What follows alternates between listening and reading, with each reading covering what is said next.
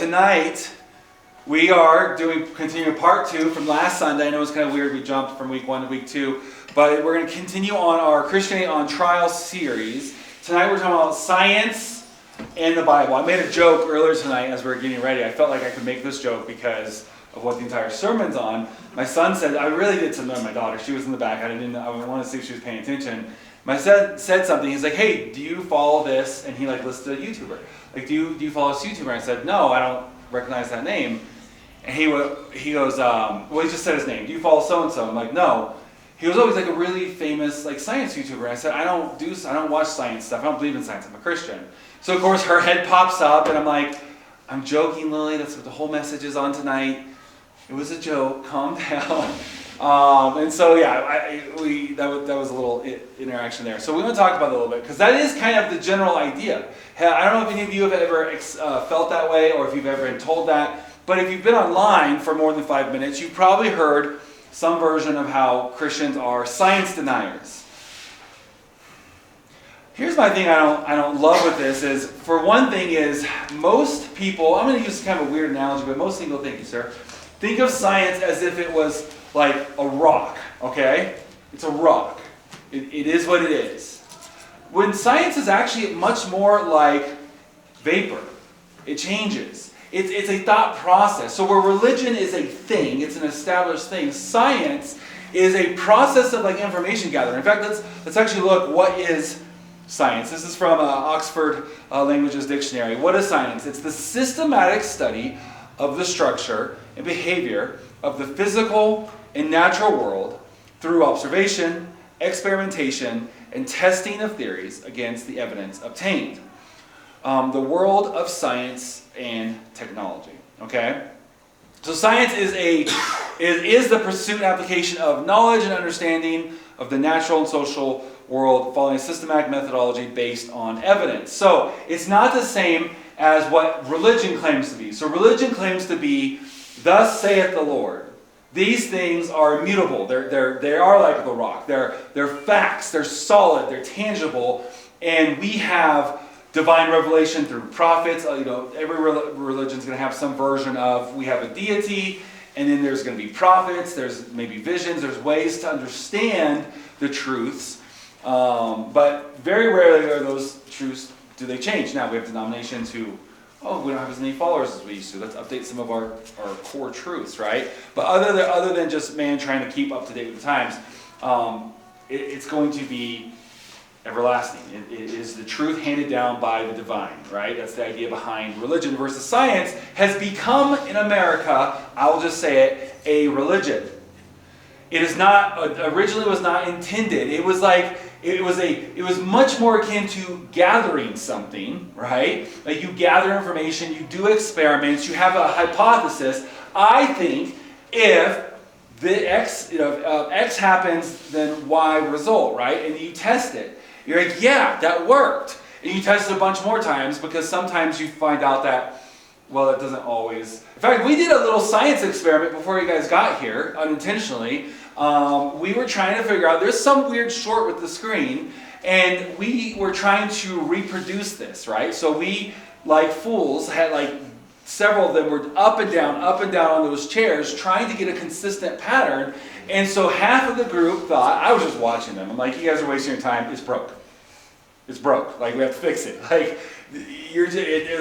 So half of them were like, I'm doing it. And the other half said, no, I'm doing it. And half of them thought it was the chair, while one of them thought it was the wall, touching the wall, and the others were like, it's the ground. They're stomping on the ground, and they're arguing over, I caused it. And I finally said, guys, when all three of you are trying something different and it happens, none of you can say you did it because you're all doing them at the same time. And so with science, right, there's a little science, it's a very flawed science experiment because multiple variables were changing at the same time. And so that's essentially what science would be. Hey, we see this natural phenomenon, in this case it's not natural, but we see this phenomenon that's happening. Let's try to figure out why. What we think it's when we touch the wall. We know, some of us think it, right? You do these experiments, you do these tests. So that's the idea of science. But unfortunately in America, science has become basically a religion. We really saw this play out during the pandemic, when the priests of the day, the prophets of the day, aka the scientists of the day, said something, it had a lot more weight than it would have 10 years ago. And so yes, that has become almost like a thing. And when you say that you are a Christian or you are a believer, you automatically, people who aren't Christians and believe, like their religion, let's just call it for it is science, it begins to ruffle feathers and there begins to be arguments. But you can have both. Believe it or not, contrary to the comment section on every single post, you can be a Christian and believe in science. You wouldn't think so based off the comment sections, but it is possible. Okay, here's the thing. This is great because I love to use as often as possible secular sources to prove my point, because like if I'm talking to someone and I tell you something and I give you some facts and you go out there and you repeat it and then the facts are from Focus on the Family, the person you're talking to is like, yeah, but we hate Dr. Dobson. He ruined a whole generation. I personally love Dr. Dobson. But if you're the opponent, right? Versus if you're like, no, this came from the University of such and such, it holds more weight because it's like your own camp is the one saying this. So let's look at some things about science from the University of Berkeley. Okay, got this from berkeley.edu. For all you non-Californians out there, Berkeley is as far removed from conservative and religious about as you can get. Berkeley is not a university known for being friends with Christians or being, it's the opposite. It's like the Sodom to the Sodom and Gomorrah, as it were, of the universities, right? Not friendly to that. So they have no interest in trying to back up Christian claims or anything like that. But I did find this on there when I was looking up science stuff. I pulled some pieces. There's a whole article. I just pulled some pieces. It says science has limits. A few things that science does not do. Okay, so they're saying these are things science does not do. I mean, we can all agree that science doesn't do it. I mean, we wouldn't try to argue religion does everything. I wouldn't try to say that religion will start your car. Like, well, no, it's not the purpose of a religious belief or a doctrine. Now you can have a religious person who can make your car work, and you can have a religious person sitting next to him who drives said vehicle. But that doesn't necessarily. You're like, my truck runs on faith. You're like, no, it runs on diesel, or depending on what kind of gasoline or electricity. Don't be stupid. It doesn't run on faith. Like, we're not trying to claim it does everything. Well, in the same way, they're talking about how science doesn't do everything. So it says science has limits. A few things science cannot do. It says science is powerful. It has generated the knowledge that allows us to call a friend halfway around the world with a cell phone, vaccinate people against polio, build a skyscraper, drive a car.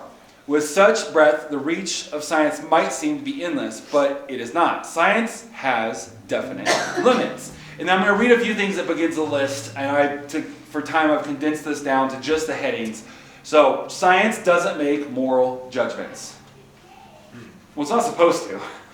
I think in the last few years we've seen that it does, which is why I say it has become a religion. Because science is not supposed to make moral judgments. We definitely have seen recently science making moral judgments. If you don't agree with our scientific conclusion, even though we haven't fully followed the whole scientific process to actually debunk some and test these things, you're a sinner. I mean, you're bad, right? Science doesn't make aesthetic judgments. Okay, so science can tell you, like if you're singing out of key, but it can't tell you, I mean, let's be honest, sometimes rules are maybe broken, and Johnny Cash struggled with his keys sometimes. Very successful musician, right? You guys ever wonder why he hums in between? That's the only way he knew how to change keys. He had to hum. I asked Brandon, like, why does he do that? He's like, he's trying to find the next key. Oh, and he made millions of dollars as a singer. That's impressive, right? So science could analyze and be like, and could find the singer and say, nope, that's not successful because, right? There's actually a story in a book, a very famous book about habits. I think The Habit. It talks about how we make habits. And they use science to create the perfect song that will be a hit. And they made it, and they played it, and it flopped. Because they found out through this process is people like things that they already know. It sounds like things they know. And so they had to start playing. The only way to get people to actually listen to the song, it became a very popular song, but they had to play it so much that then people knew it, and now it sounds like what they knew. They had to make other songs that sounded similar. It was this whole thing because science, they thought they figured it out, but it actually was not accurate. So it doesn't make aesthetic judgments. You can't go home and ask ChatGPT how to decorate your home. If you're really good with the prompts, you can maybe get it to tell you, like, this is a popular trend right now, but it can't decorate your home for you. It's not its job. Science doesn't tell you how to use scientific knowledge. Again, back to supporting my claim that science has become a religion, because the current science does this, the landscape of science. But science doesn't tell you how to use scientific knowledge. It is knowledge. It exists. They'd be like trying to say this water is trying to tell me what I should do with it. Like, no, it's just sitting here. Like, I could pour it on the floor. The Catholic baptize you. I could drink it. I could freeze it and make a giant, like, it doesn't care. It's just, it is. So science is the same. It exists, but it's not necessarily supposed to be used or to tell you how to use it. And the same scientific knowledge could be used of combustion, for example, can be used to drive cars. It can also be used some of the same principles we can use to make weapons and kill each other, right? So it's just scientific knowledge. Science doesn't draw conclusions about supernatural explanations. Okay, so science is not supposed to draw conclusions about supernatural things. That is within, by its very definition, is outside of the purview of science.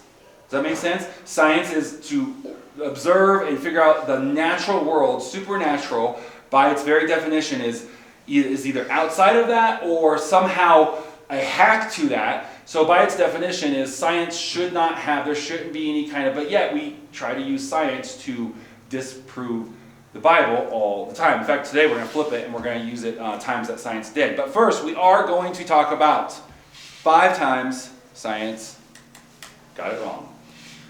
Because, before let's talk about a few times it got it wrong. In fact, I'm going to do it. You guys ever see, like, David Letterman, like the top 10 list? We're going to do a top 5 list tonight, okay? So let's do this. This is going to be fun. 5 times science got it wrong. We're going to pretend like we're on the night show or something. Did he throw them? I'm not throwing these.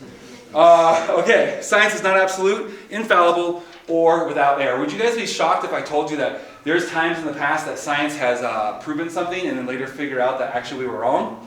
That's actually not accurate? Well, here's 5 of them. Okay, number 5. Usually on the top 10 you go down. Okay, so number 5. It's fun. A weird form of life. If you don't look at your neighbor, that's not what we're talking about tonight. A report in 2010 claimed that a weird form of life incorporates arsenic in place of phosphorus in biological molecules. This one sounded rather suspicious, but the evidence at first glance looked pretty good. Not so good at second glance, though. A arsenic-based life form never made it into the textbooks. They were wrong. Okay, number 4. A weird form of water. Anyone ever feel like they have weird water? I know we have hard water here. A weird form of water. In the 1960s, Soviet scientists contended that they had produced a new form of water. Ordinary water flushed through narrow tubes became denser and thicker. It boiled at higher than normal temperatures and froze at much lower temperatures than usual. It seemed that this water molecule had been coagulating in some way to produce what they were calling polywater. By the end of the 1960s, chemists around the world had begun vigorously pursuing polywater experiments. So this pretty much it changed the entire scientific, all the chemists were trying to do polywater experiments. They bought it. They believed that there was a thing called polywater. Soon, those experiments showed that polywater's properties came about from the presence of impurities in ordinary water. Anyone ever put salt in the water when they're boiling it? It changes the properties, right? So in the same way, in their test tubes and stuff, they'd had some impurities that caused the water to boil and freeze differently, stuff like that. And they thought that they invented a new kind of water. Turns out they just weren't washing their beakers. Okay, number 3. Neutrinos faster than light. Does anyone know what a neutrino is? Okay, it doesn't matter. Neutrinos are weird little flyweight subatomic particles that zip through space very fast. Now you know. But not as fast as scientists claimed in 2011. When they timed how long it took neurons or neutrinos to fly from the CERN atom smasher, the thing that most Christians think is going to start to do it's going to open portals to demons, and that's what AI is demons now, because this CERN or Kern, there's different ways to pronounce it, open. Okay, so there's that whole conspiracy theory. So they use that thing, right, to test. Atom smasher near Geneva to detect in Italy. Initial reports found that the neutrinos arrived 60 nanoseconds sooner than a beam of light would. That's impressive, because there's not supposed to be things faster than light. Okay, so faster light neutrinos grabbed some headlines, obviously, evoked disbelief from most physicians, and indeed Einstein to turn over in his grave. But sanity was restored in 2012 when the research team realized that a loose electrical cable knocked the experiment's clock out of sync, explaining the error. Like, is there not a fine for, making up a new scientific thing that causes the whole world to, hey, let's all stop trying to cure cancer and try to figure out this? Oh, no, that was a waste of 2 years. I guess not. Earth in the middle. You guys remember the solar system in school? Right? It's like the sun and then the different planets, right? How many planets away from the sun are we? 3, okay, that's why there was a TV show, Third Rock from the Sun, okay? That's an easy way to remember that. So, do you guys remember learning in school that they used to think that the Earth was the center of the universe and everything else rotated around it? You're probably talking about flat Earth down there, I'm just going to ignore you. The Earth, okay, so basically they had the idea that the Earth must be the center of the universe. This was a belief in 1610. In 1610, Galileo's observation that Venus went through a full set of phases sealed the case for a sun-centered solar system. So there we go, number 2. That's once believed scientific fact. You have to believe this. Science says so. It's not fact. Okay, and then here we go. The age of the Earth. Ooh. How old is Earth? All right, this one's a little bit longer. Let me read this. In the 1700s, French naturalist, he's French, I'm not going to try to say his name, because it's like a whole sentence long, by the way, estimated an Earth age of about 75,000 years, while acknowledging it might be much older. That'd be like saying it's going to rain today, but it might not. All right, can I get my paycheck? I'm a weatherman, right? And geologists of the 19th century believed it to be older still, hundreds of millions of years or more. In order to account for the observation of the layer after layer of Earth's buried history. After 1860, Charles Darwin's new theory of evolution also implied a very old Earth to provide time for the diversity of species to evolve. Did you guys catch that? Like, he came up with an age that matched his theory. That's not how you figure out how old the Earth is. So he believed that there was evolution, and in order for there to be evolution, the Earth had to be a certain age, so he then believed it was old because that was the only way his theory worked. Okay, but a supposedly definite ruling against such an old Earth came from a physicist who calculated how long it would take an originally molten planet to cool. He applied an age limit of about 100 million years. So he's saying the Earth can't be more than 100 million. These are all secular scientists. And later suggested that the actual age might be even less than that. His calculations were in error, however, not because he was bad at math, but because he did not know about radioactivity. So here's my thing. Here's my question. This one thinks it's 75,000 years. These ones think it's 100 million years. This one, I'm just going to say Charles Darwin doesn't get to have a seat at the table because we clearly see his bias. And then we see someone else saying, no, it's only 100. They can't agree. So they're all over the place. Scientists can't agree on how old the Earth is, but they all know that the Bible's wrong. So they don't have any clue how old the Earth is. You ask 5 scientists how old it is, you get 6 different answers, but it can't be what Christians say in the Bible. But yes, we're the ones who are not open-minded. Okay, let's talk about times science backed the Bible. We always like to talk, science disproved. And I talked about this on Sunday, how archaeology, they would use it to disprove the Bible until then they actually found the thing they said isn't in existence. Let's talk about times that the Bible said something scientific, and then we had no clue of knowing that until thousands of years later, the science figures out, hey, yeah, that's how that works. Okay, here's an interesting one. I'm going to camp on this one for just a second. The Big Bang and the priest who discovered it. We just finished a 20-week series on apologetics in Round Mountain with the youth on Monday nights. And one of the things we talked about was logic and different things like that. And one of the things we talked about is Christians can waste a lot of time arguing over different things, evolution, Big Bang. And we talked about the example of the Big Bang because what we believe as Christians is 99.9% the same as non-Christians, as evolutionists, but we don't like their terminology, and so we spend all this time arguing over essentially semantics. Really, we all agree, let's just really use the term Big Bang very loosely, right? The idea that the universe expanded from a singularity. That our real difference in the Big Bang is not that it all came out of a singularity. It's the fact that we believe that the universe came from something, they believe it came from nothing. The mechanics of that are 100% pretty much accurate. Now, maybe if you're really deep scientist, for the layman, for the average Christian versus the average atheist, we pretty much believe the same thing. There was nothing, something happened, and then there was everything. Okay? We all agree on that. Pretty much everyone who knows anything, we all agree on that. The difference is they think it came from nothing. Just out of nothing, boom. It just all happened. Versus we believe it came from something, which would be God, the Creator. So that's really the difference is they believe in no God, we believe in a God. Pretty much everything else we would agree with, that it came out. So we believe God spoke and then it happened, and they believe that there's different theories, right? And so we waste all this time. So we've been talking about that on Mondays. But here's something interesting about the Big Bang. It was originally created, the idea, the theory, by a priest. Out of essentially that idea is he came up with the theory of the Big Bang because he was reading and studying Scripture, and God said, let there, right? We go into creation. We're actually going to be jumping into this on Sundays.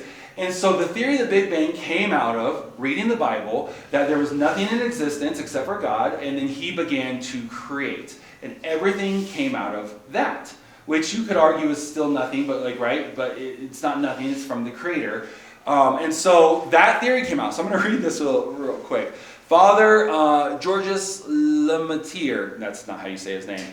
That's just what I'm going to go with. What is unique about the Bible's description of creation?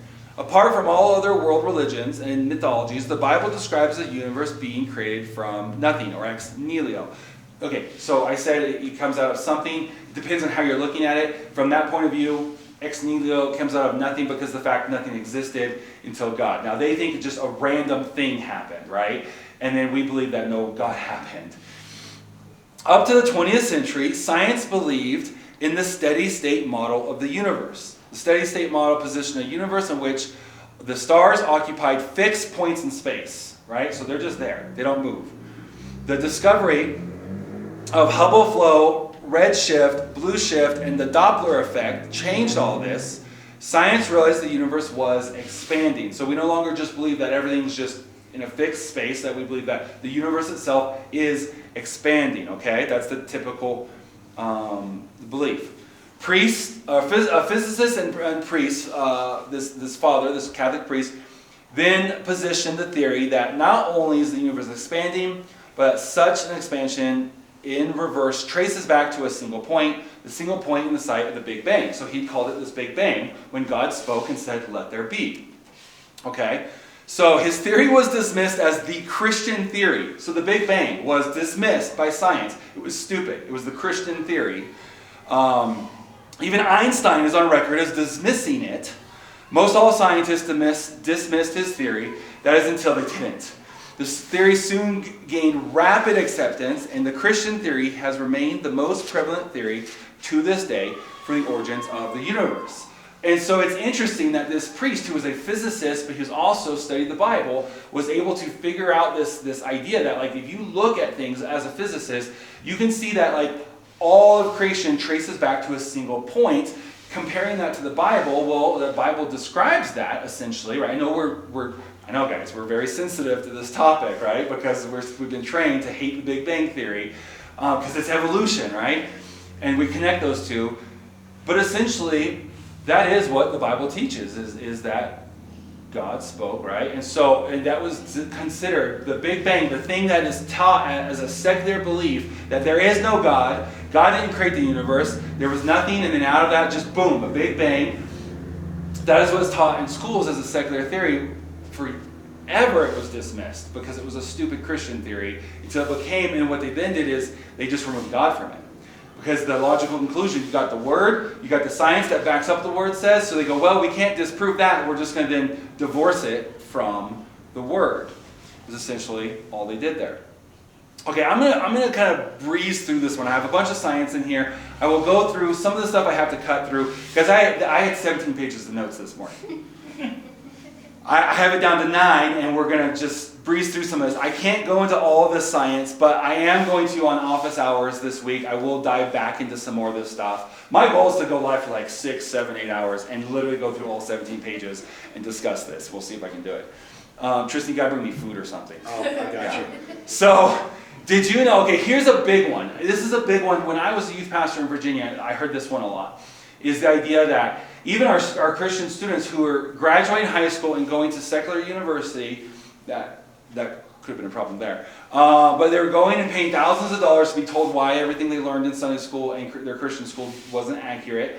And they then would come back and they would struggle, and they said, hey, we're being told at school, and it sounds really convincing, that how is there so much genetic diversity just from Adam and Eve? Like, it doesn't make sense that we could all come from just Adam and Eve. Anyone ever hear this before? Anyone ever struggle with this or hear this, right? Like, how is it that we have white, black, Hispanic, all different kinds of races, right? Like Asian, we have everything. German, we have so much. Even just you just take one, you take white, and there's Scandinavian all the way to German or Russian. You've got Hispanic. You've got all different kinds of, from Mexican to different kind of Latinos, right? You've got everything in there.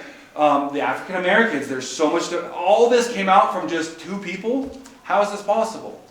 And so that's something the church has been criticized, and Christianity has been criticized on. And there's many even Christians who will let this one go because they don't know how to deal with this. In fact, when I talked last year about Rhett and Link and about how they deconstructed their faith, this was one of the first things that they began to let go of. This, the Adam and Eve, too much diversity, it's not possible. It must just be a fable in the Old Testament.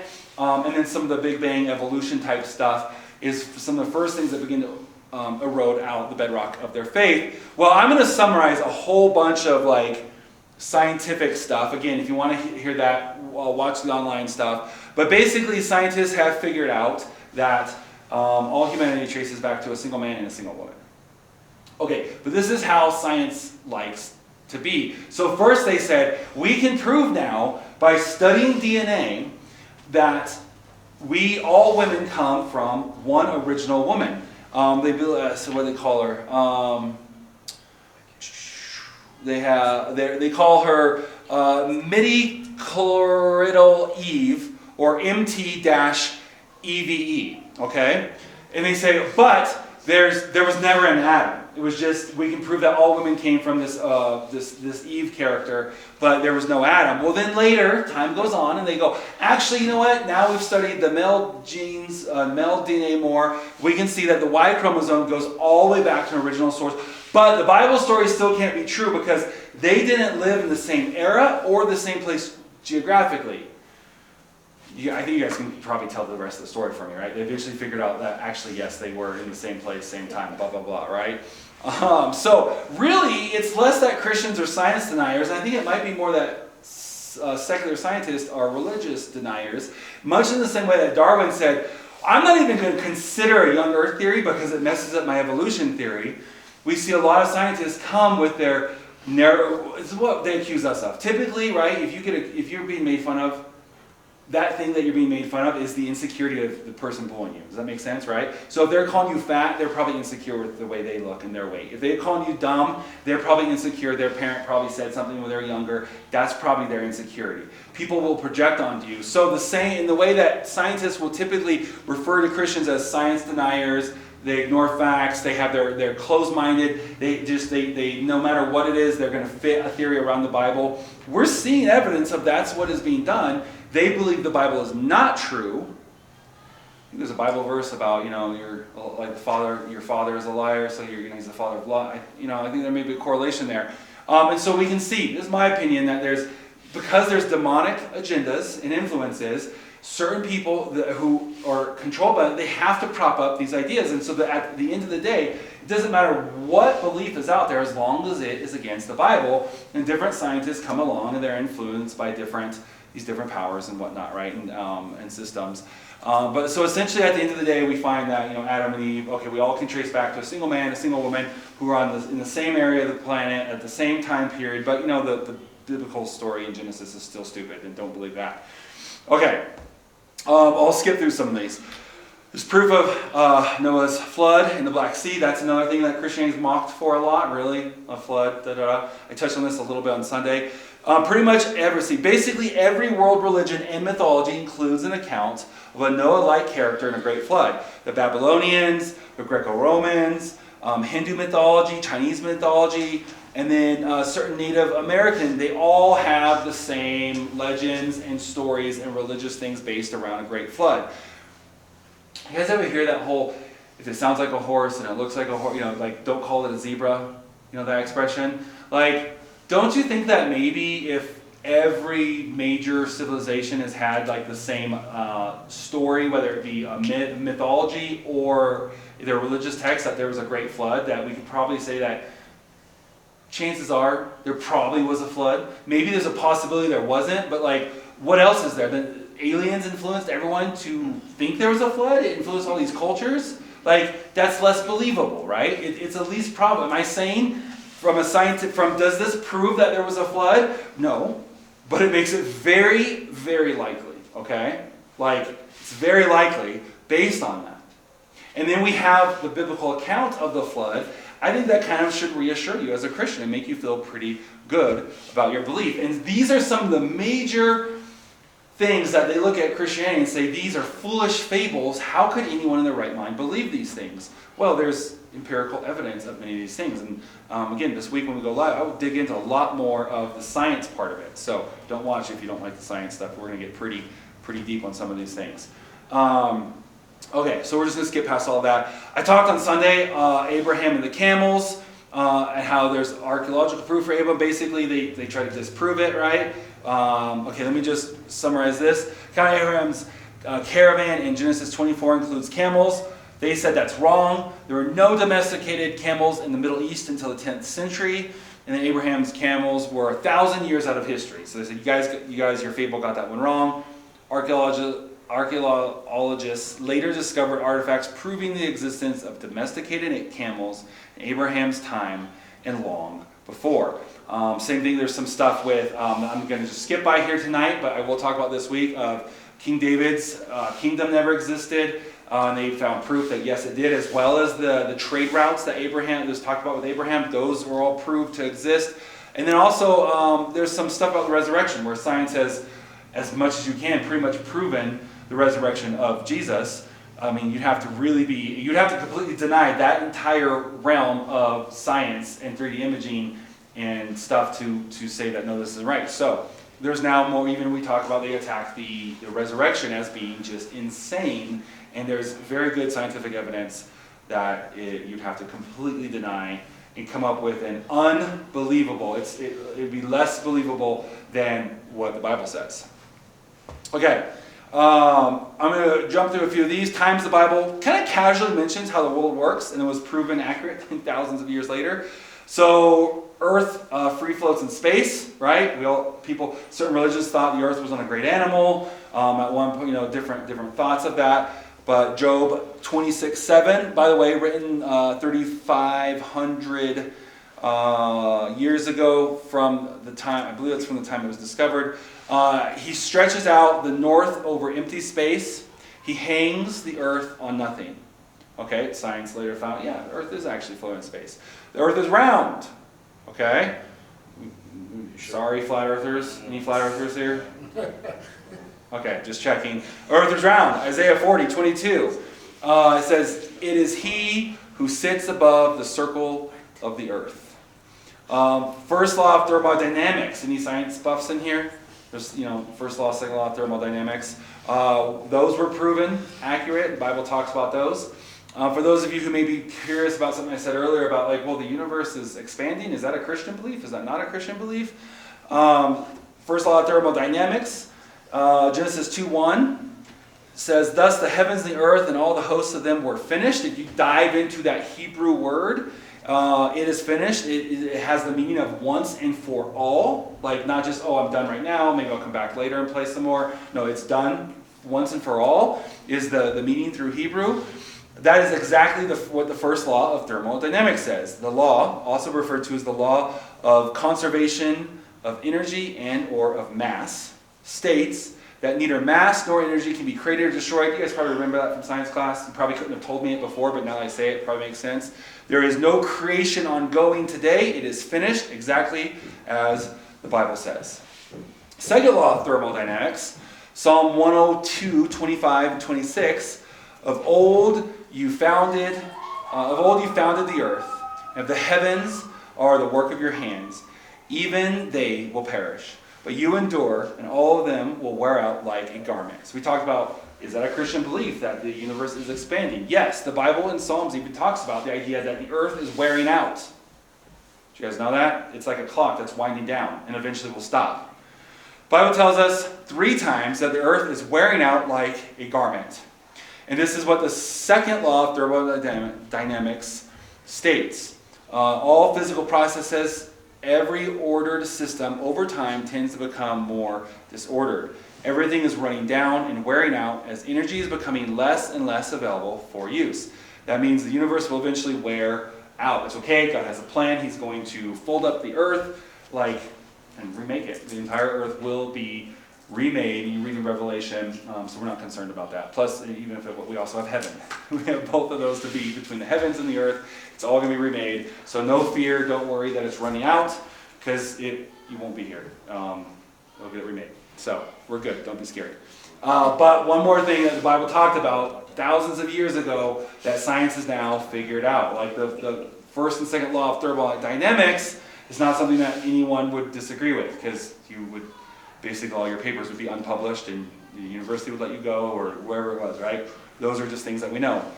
The hydraulic cycle, Amos 9:6 talks about that. He calls the waters of the sea and pours them out on the face of the earth. Ecclesiastes 1:7, all the rivers run into the sea, yet the sea is not full. To the place from which the rivers come, there they return again. Psalm 135:7 tells us he causes the vapors to ascend from the ends of the earth. He makes lightning for the rain. Ecclesiastes 11:3 states that if the clouds are full of rain, they empty themselves upon the earth. Okay, so the science of oceanography. Do we have any oceanographers here? No? Okay. Psalm 8:8, and the fish of the sea that pass through the paths of the sea. We did not know that. Science did not know the water is water, right? It's just a mass of water. Like, how could there be paths in the sea? The Bible talks about these paths, like basically these freeways, these roads, these highways in a path. Man discovered the existence of the ocean currents in the 1850s. 1850s. Bible declared that science of oceanography thousands and thousands of years ago. Matthew Murray, he lived from 1806 to 1873, considered the father of oceanography. Okay, so the guy who invented this, right? So if you're in the Navy, if you know anyone in the Navy, like I'm pretty sure they use oceanography for things and currents. And anyone here, actually let's do it this way. Anyone ever see Finding Nemo? Yes. What is that current the Australian turtles use? What do they call it? The East Atlantic? Yeah. Yeah, right? EAC. Yeah, what? The EAC. The EAC, right? And they would get into that, and it was like it was like a giant conveyor belt that would take, right? That's what we're talking about. We didn't know that existed until 1850, yet the Bible had talked about it. And this Matthew Murray guy, he noticed this expression, the paths of the sea, in Psalm 8. What does that mean? So he took God on his word. He went looking for those paths. He basically invented oceanography. And his book that he wrote on oceanography is still in print today. It's still a valid book, all because he read it in the Bible. Kind of like how the priest invented the Big Bang Theory. He read, and he was a physicist, and he could see that, yes, he came up with that theory as well. I know that one's a little triggering. Sorry to bring it up again. And there's more, all right? We'll skip through some of these. But, no, this one's really interesting. I'm going to go with this one. Anyone have a son? Yeah. Okay, you have a son. What do you do on the 8th day, typically? I mean, in the hospital you may not, but in the Bible it was the 8th day. Now we kind of do it whenever, a few days afterwards.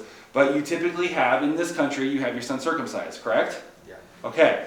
Did you know, why the Bible said for the Hebrews the Israelites to circumcise their child on the 8th day? Was it just a weird number God came up? Did he forget that 7 was his favorite number, like Christians like to say? No, I wasn't giving him an extra day. This is a really interesting one. Medical science has only recently discovered that blood clotting in a newborn reaches its peak on the 8th day. That's when the coagulating factors in the blood are at optimal levels. Vitamin K doesn't reach sufficient qualities until after day 7, and day 8 is when it is the highest, reaching 110%. So if it was on day 7 to circumcise the kid, or any of those days before that, they probably would not stop bleeding. Cut the foreskin off, sorry for getting a little graphic here, and then they'd bleed out and die. If you did it on day 9, it's not as effective because you'd be back down to 100% of the what it needed, the vitamins that cause the blood to clot. But on day 8, it's more than 100%, it's 110%. So day 8, if you're going to bleed, have a massive injury, let's just agree that that's, I know that it's a massive injury, right? No one's volunteering for that. It would be a good day on day 8 of your life because you have 10% more ability to cause your blood to clot and not bleed out. How in the world did that, if this is a big, just a desert fable, right? How did they know that? Yeah. Just a desert fable. Yeah. That's pretty impressive. Okay, so when it comes to, we're talking about Christian on trial, we'll wrap up here, right? Christian on trial. A jury, when you're trying to defend, or either way, right, you don't have to 100% convince a jury, do you? No, you have to cause reasonable doubt. So my goal tonight is not to, well, one, I'm preaching the choir, but my goal is not to, or to help you completely prove with scientific methods. I think it's actually would be a foolish errand to try to completely prove the existence of God with science. In fact, I think if we could completely prove God with science, he probably wouldn't be God at that point, right? The Bible talks about, who is man? How can he know God, right? Know the wonders, know the mysteries.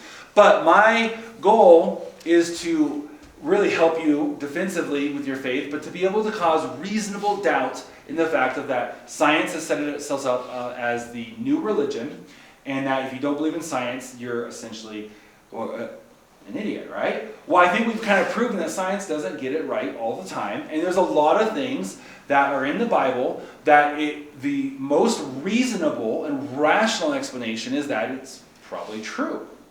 Okay? So, is science always right? No, we've proven not.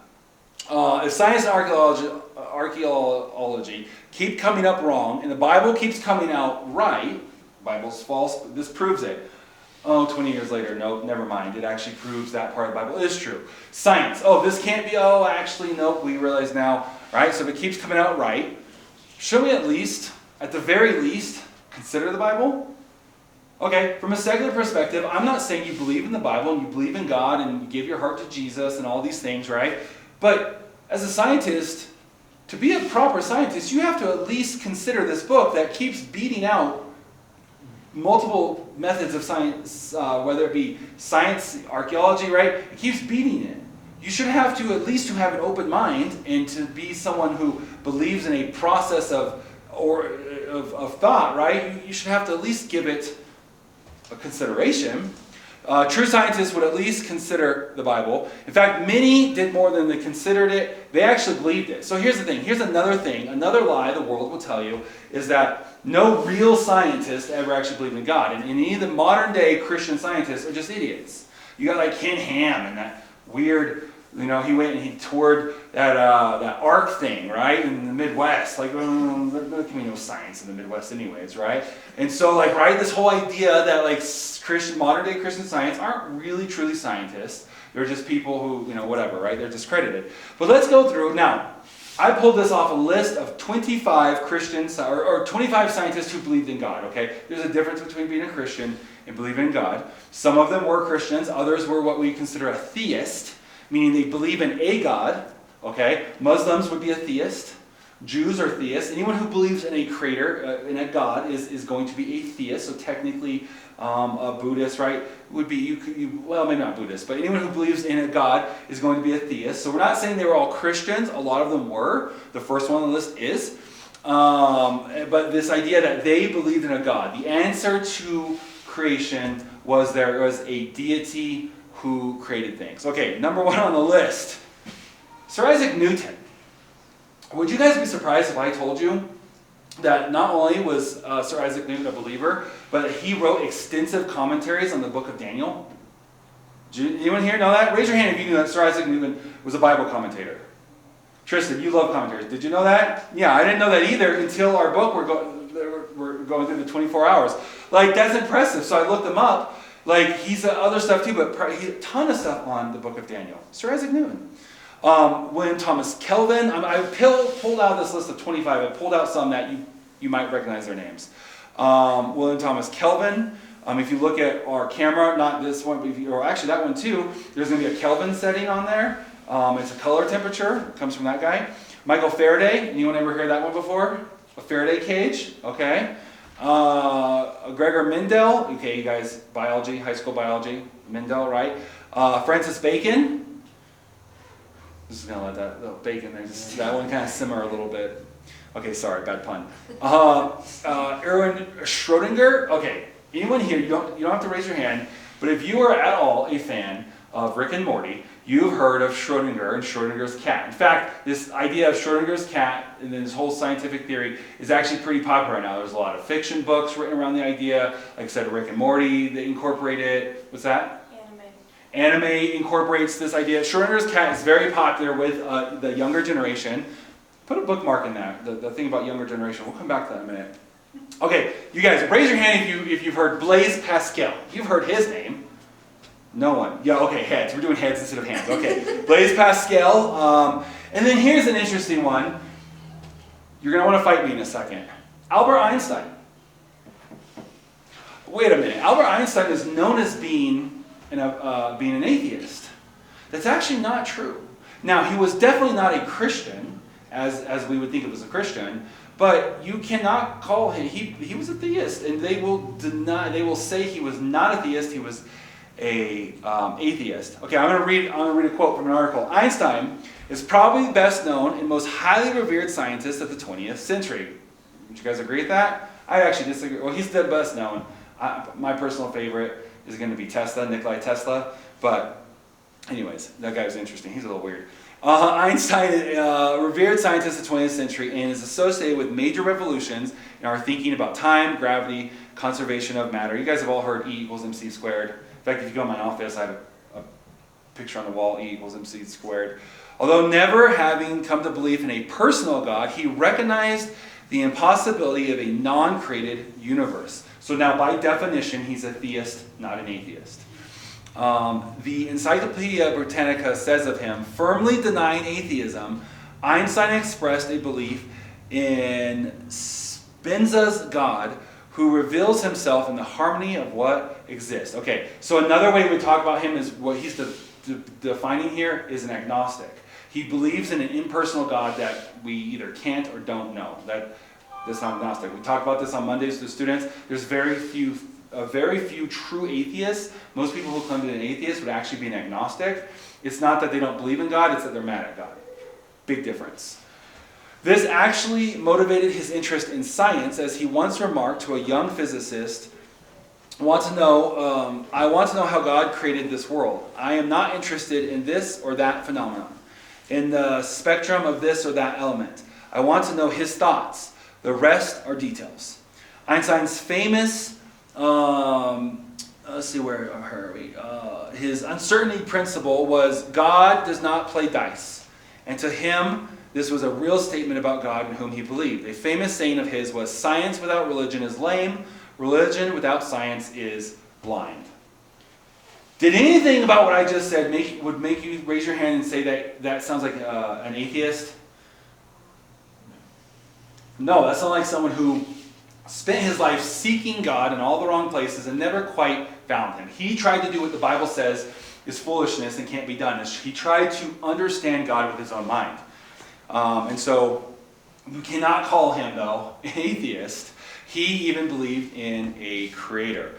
Okay, I'm going to end with this. Some stats on scientists' belief in God. I think this is pretty interesting. So, if we looked at some stats here, it comes to scientists. They did a poll, a big poll done amongst hundreds of scientists based on percentage. We're going to break this down between the percentage who believe in God. There's 4 options. Believe in God, don't believe in God, but do believe in a universal spirit or higher power, so some sort of creation type thing, something out there. It's not God, but there's for example, this is silly, but Star Wars and the Force would be an example of this, right? It's not God, but there's something that created and binds us and surrounds us. And then there's those who don't believe in either. No God, nothing was created, everything is irrational and by chance. And then those who just don't know or refuse to answer. So when we look at scientists, at the time of this research, which I believe was done in the 90s, don't quote me on that, I don't remember when it was, but they did this poll, and they basically came out with 33% of scientists believe in God. So that list of those guys I just talked about, including Einstein, would fall in that category. 18%, they don't believe in God, but they believe in some sort of higher power, something created this everything. 41% don't believe in either. They're just straight atheists. And then 7% basically said, I don't know, or I'm not going to answer that question. Okay. Let's just say for the sake of that's pretty close to 50-50. We got 33. If you add those two up who believe in some sort of entity that created everything, 33 plus 18, right, versus the 41. That's pretty close to 50-50. Do we agree with that? Like, that's split. Let's put it that way. Let's not say 50-50, but it's split down the middle, essentially, even if it is a little lopsided. Could you imagine if, 50-ish% of all pastors weren't sure if there was a God or didn't believe in God? It would crumble the entire thing. The level of scrutiny that the church and religion is held to is so much higher than what they hold themselves to. So, if we had almost half of all ministers didn't believe in God, or believed in some higher power but not really God, they would say dismantle the entire religious system. But it's okay for their scientists to not actually all believe, and a lot of them to believe, that 41% is going to say, no, this is what it is, even though almost half of us would disagree with this. Here's something I thought was really interesting. If we break these down a little bit differently, is it breaks down by categories, between physicists and biologists. We're not going to get into that. I want to break this down by age, some of these numbers. So if you have, that was everything together, right? All scientists, men, women, chemists, biologists, all the sciences put together in all ages. But if you break it down between ages, that first category of percentage who believe in God, 65 plus is only 28. It goes down. 65 and plus of the scientists, they're 65, 66, 67, 92, right? Only 28% of them actually believe in God. 50 through 64, it goes up to 32%. 35 through 49, it's 37%. You get to 18 to 34, so the next generation of scientists who weren't raised in the certain way that we came through in the 50s, right? The newest generation of scientists, who this modern generation, does anyone know what they're known for? They're known for authenticity. They want to know the truth. They care less about things looking the right way. They want to know how things actually are, right? That's a skill set. I'm stretching that a little bit, but that's accurate, would you say? They don't care about the polished this and that. They want the authentic thing. So the generation of scientists who care less about the status quo and more about the truth, it drops, or it goes up to 42% of those scientists believe in God. So then you add that, then there's 24 of them believe in some sort of higher power. Only 32% of that younger generation actually deny there's a God at all. Okay, so here's a question. If science is basically split, we have all these accounts of science being wrong, we have all these accounts of science agreeing with the Bible, archaeology has been proven wrong, it agrees with the Bible more than it doesn't, right? All these things. And scientists themselves cannot even agree. We don't even have a majority. 41 is a far cry. No president is getting voted in with 41% of the vote. It's not a majority. then why is that minority position with all these faults what is considered gospel in the secular world? It's double standard. Again, if we had even less amount of that, if we even had more than just the fringe pastors who would say we would be held, no, let's get rid of it, right? We're held to such a higher standard. Why is that this is the current method for the agenda, right? So we have science teachers. Here's my opinion now. I referenced this a little bit before. We're going to get into this a lot more in our fall series.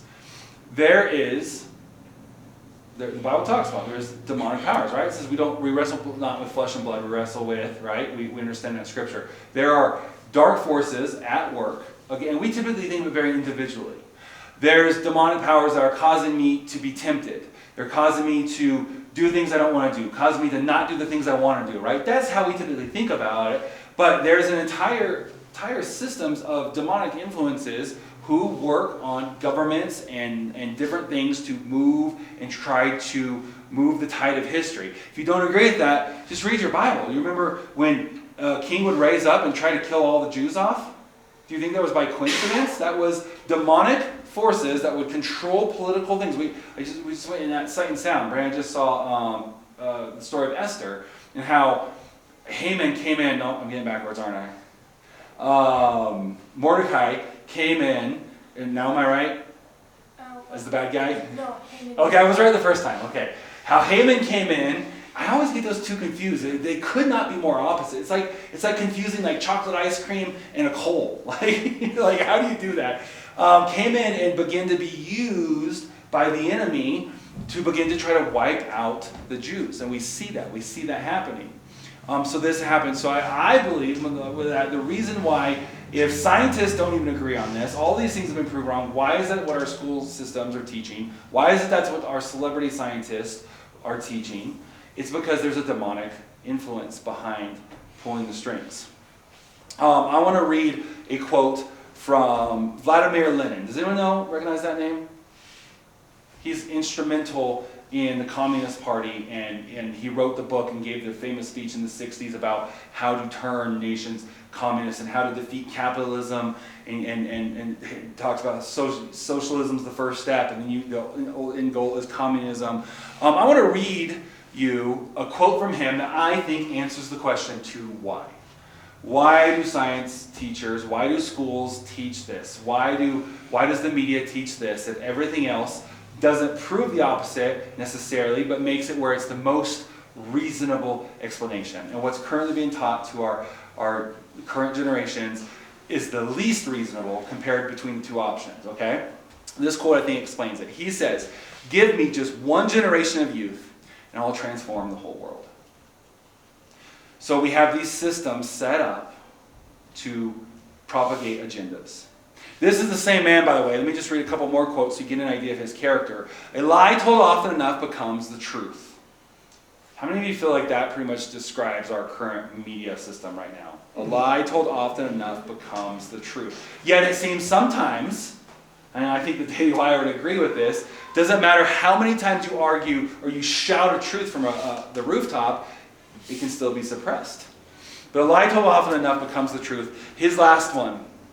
And I think this is, if you ever wonder what is going on in our world right now, I think this sums it up. This is also a quote from the same man. "The best way to control the opposition is to lead it ourselves." So we see that we've seen a anti-God worldview come in and begin to control our youth. Started a few generations ago. We went from a God-fearing, believing society, and generation by generation, we're beginning to change society. It's like the frog that would jump out of the hot water, but then if you heat it up slowly, he ends up cooking. That is what I believe is happening. The enemy knew that if he just came in and tried to get satanic crosses and stars on symbols everywhere, the world of the 1950s and 60s would have revolted. It would have never worked. But if we start off with these things, we start taking these ideas and we start twisting and changing things after enough generations, because again, demonic influences are patient. Satan's been trying for all of creation to stop and thwart the plans of Jesus. But time and time after, again, we see that everything he did to try to stop Jesus from fulfilling his plan actually played right into the master's plan.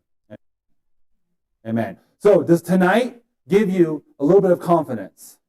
Even if you can't repeat everything I said, does it help bolster your faith as far as your beliefs versus all the stuff you hear online? Because I'll be honest, like part of how I even got in this, I always said I would never get into apologetics and any of this kind of stuff. It's not my point. But you begin to get so bombarded with the media and all these things, the TikToks, the shorts, the reels, the stories, and all these things that you begin to go, well, I don't know. And it begins to erode your foundation and your faith. I know the Bible, but I don't have an answer to these things, and I don't know.